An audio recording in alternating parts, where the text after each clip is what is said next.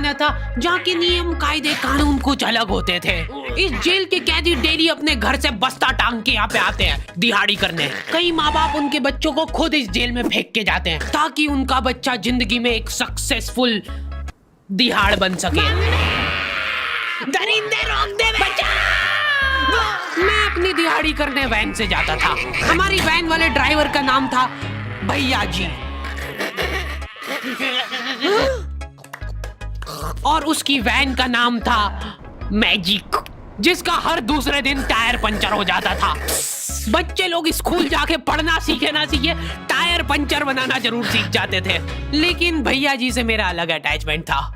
उनसे मेरे को दिल से नफरत थी। ये आदमी सुबह 5 बजे आके मेरे घर के सामने हॉर्न बजाता था। अरे भैयू, ओए भैयू, जल्दी से तैयार हो जा बेटा, 5 मिनट में निकलना है फटाफट। 9 बजे का स्कूल है यार हमारा। लेकिन ये आदमी सुबह सबसे पहले आके मेरे को लेता था। उसके बाद हम 3-4 घंटे पूरे शहर भ्रमण पे निकलते थे। शहर के पूरे आखिरी कोने से बच्चे ले लेके आता था ये आदमी। जहाँ पे वैन जा भी नहीं सकती उधर कूदा कूदा के ले जाता था ये, और फिर टायर पंचर हो जाते थे। शाम पड़े वापस से हमको घर घर छोड़ के आता था ये। जिंदगी बर्बाद कर दी थी भैया जी ने मेरी। सबसे पहले लेते थे और सबसे आखिर में छोड़ते थे। लेकिन मैं फिर भी उसी वैन में जाता था क्योंकि चमेली भी हमारी वैन में ही आती थी। और बात यह है कि वो मेरे पास ही बैठती थी, मतलब मजबूरन। उसके पास और कोई ऑप्शन ही नहीं बचता था और मैं बचाता भी नहीं था। मैं घर पे जाते से जो 2-3 घंटे मेरे को सोने के लिए मिलते थे उसमें सोता नहीं था और मैं प्लानिंग करता था कि कैसे चमेली सिर्फ मेरे पास बैठे। चमेली सबसे आखिर में आती थी और मैं सबसे पहले सुनसान वैन में चढ़ के बस्ता अपने पास में रख के और फसर के सो जाता था। बाकी सारे बच्चे अपना बस्ता गोदी में रखते थे क्योंकि तुम्हारे बाप की वैन नहीं है, मतलब मेरे भी नहीं थी। पर मेरे ऊपर भैया जी को तरस आ जाता था कि बेचारा 5 बजे से आया है, तो वो सोने देते थे। अरे कैसे चला रहा है ये गाड़ी? रुक जा, गाड़ी चलाना नहीं आती क्या? देखो, आदमी इतना तभी चिढ़ता है जब उसकी जिंदगी में कोई लड़की ना हो। नहीं है ना? नहीं, मैं समझ सकता हूँ लड़की ना होने का दुख दर्द। मैं भी किसी जमाने में लड़कियों की तलाश में गली मोहल्ले भटकता था। फिर एक दिन मेरे पास से वो निकली। जैसे ही मैंने हैपन खोल के देखा उसकी आईडी मेरे फोन पे चमक रही थी। हैपन ये एक रियल लाइफ डेटिंग ऐप है। यहाँ पे तुमको वो लोग मिलेंगे जो तुम्हारे आस पड़ोस से निकले हो कभी ना कभी। 100 किलोमीटर दूर रहने वाले लोगों से बात करके फायदा ही क्या जब तुम मिल ही ना पाओ। और अगर तुम्हारी घिनौनी शक्ल देख के यहाँ पे तुमसे कोई प्यार मोहब्बत नहीं भी करता है तो तुम फ्रेंडशिप तो कर ही सकते हो फिर भी। So go and check it out happen. Link is in the description. लेकिन मैं सोता नहीं था। मैं आंख बंद करके चमेली के घर का इंतजार करता था। तो क्योंकि चमेली आखिरी में आती थी तो वैन पूरी पैक पुक हो रखी होती थी। बच्चे बाहर उबल रहे होते थे और मैं अपना बस्ता पास में रख के एक्टिंग देखो एक्टिंग। और जैसे ही वो आती थी, हड़बड़ाना नहीं, ऐसे टाइम पे हड़बड़ाते नहीं है कि फटाफट बैग उठाया और आओ इधर बैठो जल्दी। मत करना ये हरकत, भाग जाएगी वो। ठरक नहीं झलकना चाहिए जरा सिक भी, एकदम सटल रखना है। क्या हुआ? और कहीं जगह नहीं है क्या? तेरे मुंह में मूत दूंगा मैं। अच्छा ठीक है, इधर ही बैठ जाओ। देख रहे हो एक्टिंग देखो तुम लौंडे की। ना जाने कौन सी नशीली खट्टी मीठी खुशबू लगा के आती थी चमेली। आज तक उसकी खुशबू है मेरी नाक में।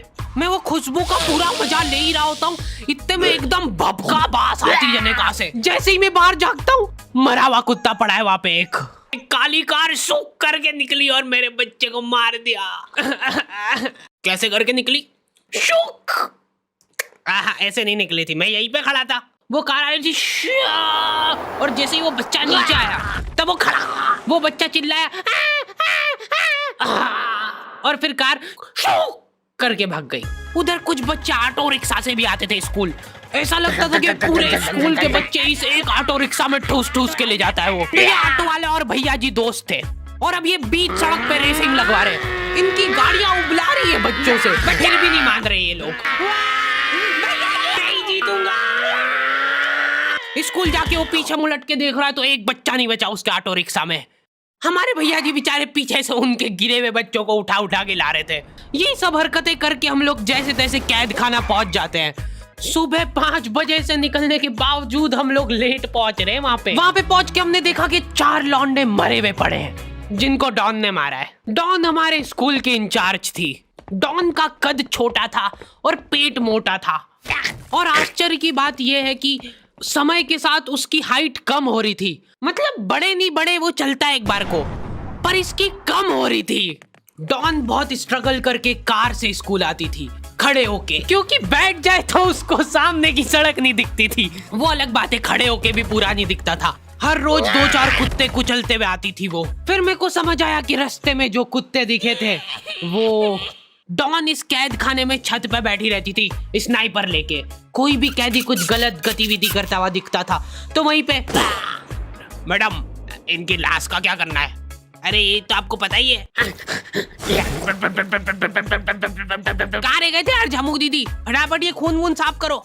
झमू दीदी बुलेट से स्कूल आते थे और ये अफवाह फैली हुई थी पूरे स्कूल में कि उनके घर पे मर्सिडीज भी है। लेकिन झमू दीदी हम्बल रहना पसंद करते हैं। ऐसा कहा जाता था कि ये स्कूल ऑन पेपर झमू दीदी के नाम पे ही है, पर वो हम्बल रहने के लिए यहाँ पे झाड़ू पोछा लगाती है। वैसे मैडम इन्होंने करा क्या था? गैर कानूनी पेन फाइट का सट्टा खेलते थे ये लोग क्लास में। उससे मेरे को प्रॉब्लम नहीं है, मेरे को क्यों नहीं? हाँ, हमारी क्लास में पेन फाइट का सट्टा चलता था। हमारे इधर जो लौंडा पेन फाइट में जीतता था, सामने वाले का पेन उसका हो जाता था।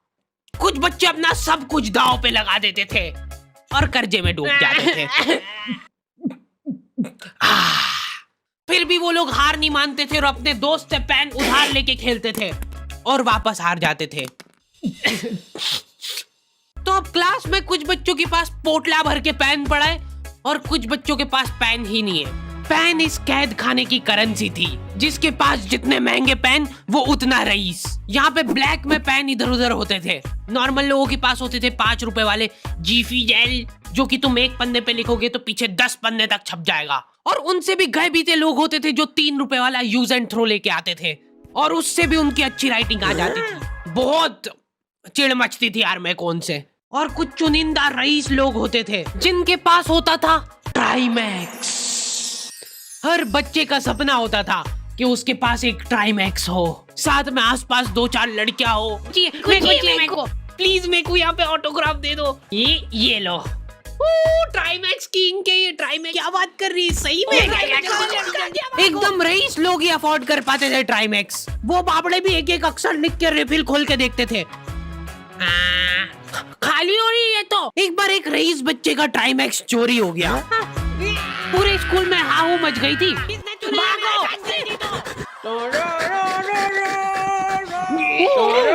देखो, उस दिन हमको पता चला कि वो आदमी दौड़ भी सकता है।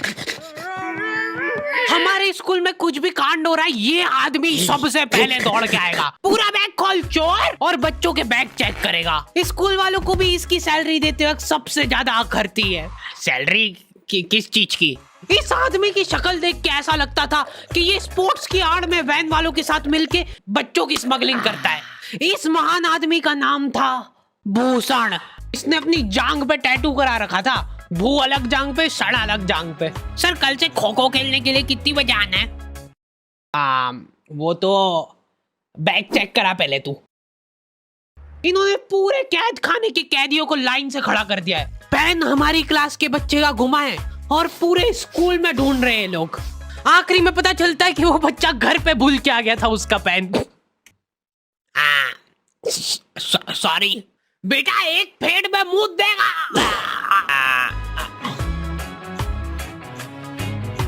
ऐसे तो नमूने बच्चे थे हमारे स्कूल में, और टीचर लोग उनसे भी गए बीते थे। हमारे स्कूल में टीचरों को उनके नाम से कोई जानता ही नहीं है। बच्चों ने उनकी हरकतों के अनुसार टीचरों के नाम रखे हुए। हमारे इंग्लिश वाले टीचर का नाम था छोटा भीम। इससे चिड़चिड़ा आदमी मैंने आज तक नहीं देखा। छोटा भीम की हॉबी थी लड़कों को कूटना। उस बेचारे की हाइट छोटी थी तो बच्चे के मुंह तक उसका हाथ ही नहीं पहुंचता था। बेचारा उचक उचक के मारता था, फिर भी कमर तक ही हाथ पहुंच पाता था उसका। एक पॉइंट पे मेरे को ऐसा लगने लग गया था कि उसको सैलरी लड़कों को कूटने की मिल रही है। कभी किसी बच्चे को बहुत ज्यादा मार दिया, घायल हो गया वो बेचारा, ये लो आपका एक्स्ट्रा बोनस। होमवर्क तुम्हारा बाप करेगा क्या? सर मेरे पापा मर गए थे। तू भी मर जा। ये लो। अरे वाह, नहीं चल रही, सांस तो नहीं चल रही है। हाँ कंफर्म कंफर्म मर चुका है ये। ओह ये लो आपका प्रमोशन हो गया है। लड़कियों से उसका अलग अटैचमेंट था। कौन सा परफ्यूम लगा के आई हो? सर थोड़ा थोड़ा दूर रहो। अरे मैं कुछ कर थोड़ी ना। भोली सी सूरत और आंखों में ठरक लेके स्कूल आ जाता था ये daily. So this means that he will jump over it and then he started. ये आदमी इंग्लिश को इंग्लिश में ही ट्रांसलेट करके चल जाता था हमारी नंगी आंखों के सामने। इधर वॉशरूम में मौत का नंगा नाच मचा रखा था लॉन्डो ने। 4 लॉन्डे दिन दिन भर वॉशरूम में जाके खड़े हैं, कुछ भी नहीं कर रहे वो लोग वहां जाके। उनको बस मन की शांति मिलती है वहां जाके। अगले दिन उन चारों ने प्लानिंग करी कुछ तो प्रोडक्टिव करते यार वहां जाके। अगले दिन वो सब पानी की बोतल लेके गए। अब वो पानी पी पी के हाथों हाथ मूत रहे हैं। और ये टीचर लोगों को प्रॉब्लम क्या है, बच्चे अगर वॉशरूम जा रहे हैं तो एक गया है तो अभी दूसरा नहीं जा सकता है। क्यों? तुम्हारे घर की लेटरिन थोड़ी ना है वो कि एक टाइम पे एक जना यूज कर सकता है। मान लो वो 2 जने अगर वॉशरूम में मिल गए तो वो क्या कर लेंगे ज्यादा से ज्यादा? भाई यहाँ का बल्ब निकाल लेते हैं ना। हाँ निकाल लो, फीस भरी है अपन ने। लॉन्डो को ऐसा लग रहा है कि इन्होंने फीस भर के पूरा स्कूल खरीद लिया है। 10 लॉन्डे कॉरिडोर में छाती चौड़ी करके चल रहे हैं प्रिंसिपल के सामने। प्रिंसिपल को इग्नोर कर रहे हैं ये लोग। इनको ऐसा लग रहा है कि इन्होंने फीस भर दी है तो प्रिंसिपल इनके पैर पड़ेगी। उनमें से आधों ने फीस भरी भी नहीं है। हमारा स्कूल बिल्कुल सेफ नहीं था। हमारे वॉशरूम में चोरियां हो जाती थी यार। बल्ब चोरी करने के बाद सब लोग अंधेरे में मूत रहे एक दूसरे के जूते पे। उधर उधर कर। उसके बाद पूरे वॉशरूम में कुछ दिख नहीं रहा है चोरी करने का। तो ये लोग हाँ नल उखाड़ के ले गए। नल कौन ले जाता है? कभी वो मछली वाले साबुन चोरी हो जाते थे, कभी ये फिनाइल की सफेद गोली को माउथ फ्रेशनर समझ के खा जाते थे। भाई भाई इसको चबा मत, इसको चूस, ज्यादा देर तक चलेगी ऐसे। ठंडक हो रही भाई, ठंडक।